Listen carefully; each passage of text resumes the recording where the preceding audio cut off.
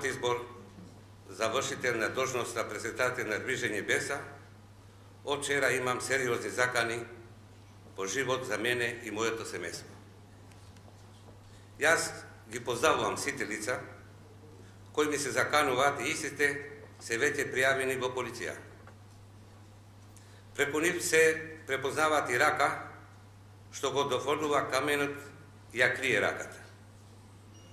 Со овој случај е запознат и Министерот за внатрешни работи господинот Оливер Спасовски, а од сега ќе бидат известени и сите дипломатски представништва, амбасада на САД, мисија на ЕУ, ОПСЕ и другите амбасади.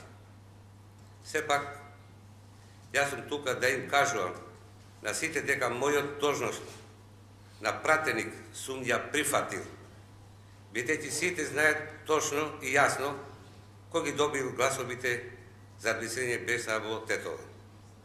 Но сега ова е помалку важно од фактот што Движење Беса сега е доволно консолидиран, ги има објавените внатрешни избори, идниот месец ќе се одржуваат конгрес и се ќе биде во ред.